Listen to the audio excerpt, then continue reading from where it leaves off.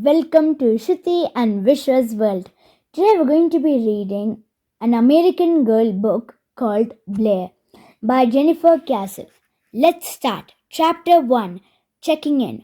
Some kids can't wait for the lazy, quiet days of summer. Lazy, quiet? No way, not at my house. And that's just how I like it. Pans and dishes clang in the big kitchen, voices chatter, and silverware clinks in the dining room. Upstairs, the vacuum cleaner hums. Outside, a tractor sputters its way across a field. Then there's the sound of the bell at the front desk, ringing one clear musical note. Ding. I turned away from the bulletin board where I'd been pinning up a flyer for the big Ulster County Fair in August and smiled at the man standing at the desk. "Welcome to Pleasant View Farm Bed and Breakfast," I said. "Can I help you?" He hesitated, looking around for a grown-up. He was obviously surprised to be greeted by a 10-year-old girl. I get that a lot. "I'm Mark Riley, and I have a reservation for tonight. I know I can't check in until later, but I'm hoping I can leave a bag here while I go for a hike." "No problem," I replied. "We can even bring it upstairs when your room is ready." "That sounds perfect." He bent down and picked something up, then placed it delicately on the desk in front of me. "There you go." I looked at the bag, and the bag looked right back at me. Or, I should say, two round eyes looked back at me through a mesh panel on the side of the bag. Whatever was in there had two huge ears and a gray nose with whiskers. "My chinchilla, Honeybun," explained Mr. Riley. "He's quite the traveler." Okie dokie, I thought. I wasn't planning on babysitting a chinchilla today, but when your family's farm includes a bed and breakfast, especially one that advertises itself as pet-friendly, you pretty much expect the unexpected. I watched Honeybun's little nose twitch. "Your buddy seems a bit nervous," I said to Mr. Riley. "I'll bet he needs a moment to relax." "He would like that," Mr. Riley said, his face softening with relief. "Somewhere dark and quiet." I nodded. "I know just the place." "Thank you." Then he said goodbye to us both and left. I picked up Honeybun's carrier bag and walked past the restaurant dining room and the door to the restaurant kitchen, then down a hallway. At the back of our house was a second, smaller kitchen, the one our family used, and my grandfather's bedroom. "You'll be comfy in here for a while," I said to Honeybun as I put him on Grandpa's desk in the corner. "I'll come back for you a little later." I turned to leave the room, only to be stopped short as my dress caught on the bag zipper and pulled it open. Uh-oh. Before I knew it, there was a flash of gray fur and a puffy tail moving past me. I squealed as the gray blob raced around my grandfather's room, almost faster than I could keep track of him. Under the bed, under the desk, under the chair, and then stillness. Where had he gone? I could already picture Mr. Riley's review on the travel sites. 0 stars! Pleasant View Farm, bed and breakfast, lost! My chinchilla! "Don't panic," I told myself. "This is your house, not Honeybun's, and you know every nook and cranny." I got down on my hands and knees, peeking under Grandpa's bed. I saw something fuzzy. "Honeybun!" "Thank goodness," I said, reaching for the chinchilla. "It's okay, little guy. Let's get you back in your bag while you'll be safe." I pulled him out slowly and started petting Grandpa's old slipper. Great. I had been talking to a shoe. Still on my hands and knees, I checked under the dresser. Nothing. I looked behind Grandpa's hamper. No chinchilla, just one dirty sock that hadn't made it into the basket. Ew. As I crawled slowly toward the door, I scanned the room, checking the corners. I poked my head into the hallway, calling a soft, Here, Chilla, Chilla, Chilla, hoping Honeybun would come running like a cat. Nope. Instead, I saw Grandpa standing at the other end of the hall, looking at me with a confused expression. He was with a young couple, and a woman was holding a squirming toddler by the hand. Blaire? Asked Grandpa, peering at me over the top of his glasses. What on earth are you doing down there? I jumped up and brushed myself off. I was trying to see which floorboard is the one that always creaks when you step on it, I stammered, walking back to the front desk. Doesn't that bug you? It really bugs me. Grandpa raised an eyebrow. It's been one of the biggest mysteries of my life. He knew something was up. In the meantime, he continued, these are the Springers.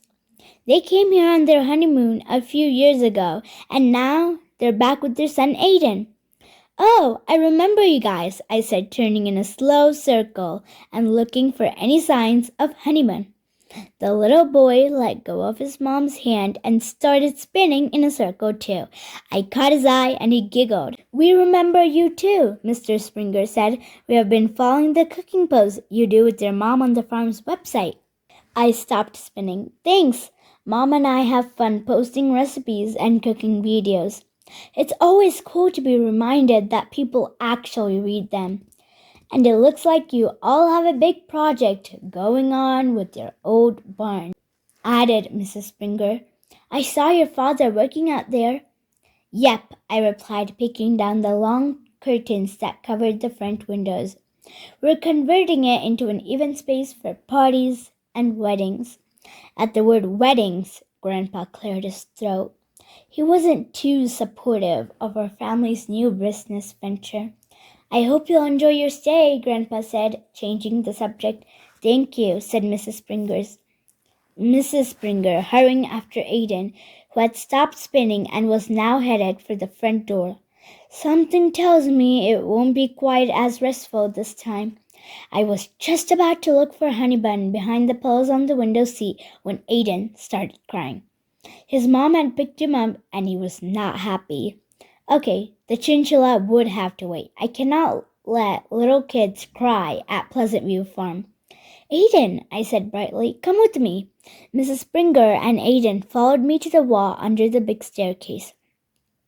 Hidden in the patterned wallpaper was a tiny doorknob, easy to miss if you didn't know to look for it. I opened a little door, and as soon as he saw what was inside, Aiden stopped crying and squirmed out of his mom's arms. I had spent months turning a storage space under the stairs into a play kitchen for kids and families who visited the B&B and the restaurant. It was an idea I had gotten from one of my favorite design bloggers about doing creative things with unused spaces. Dad and I had a blast building a miniature pretend tub and fridge, and had filled it with toy pots, pans, dishes, and food. We even made a kid-sized table and 2 chairs, and I painted the windows with curtains on the walls. Mrs. Springer and I crawled in after Aiden. Oh, Blaire, she said, this is absolutely delightful. A puffy gray blob darted into the room and did a figure 8 around Mrs. Springer's ankles. What was that? She shrieked as Grandpa and Mr. Springer came running. Honeybun, I shouted. Honey who? Grandpa shouted back. I didn't stop to answer. Honeybun scrambled out of the play kitchen, dashed across the hall, and raced toward the dining room. I ran after him and bam! I collided with my 7-year-old brother Beckett. I just saw a giant mouse, he exclaimed. It's a chinchilla and he's one of our guests, I replied. Help me catch him. We ran into the dining room. Luckily, it was empty. I remembered what Mr. Riley had said about keeping Honeybun calm, so I closed the door, turned off the lights, and told Beckett to stay quiet. Where is he? Beckett whispered after a few moments. There, I whispered, pointing to a tail sticking out from underneath the tablecloth. Beckett dove under the table and Honeybun scurried out the other side. Over there, I whispered as Honeybun disappeared under a different table. Beckett followed him, but the same thing happened. Table by the fireplace, I whispered. This time I crouched on one side of the table while Beckett guarded the other. For a few moments, nothing, and no one moved. I plucked a cloth napkin off the table as the corner of the tablecloth twitched. 1, 2, 3. Gotcha! I grabbed Honeybun and wrapped him in the napkin. Rodent rescued! Back in Grandpa's room, I put Honeybun in his carrier while Beckett zipped up the opening as fast as he could. That's enough excitement for you, Honeybun, I said. You deserve a nap. I high-fived Beckett. Thanks for your help.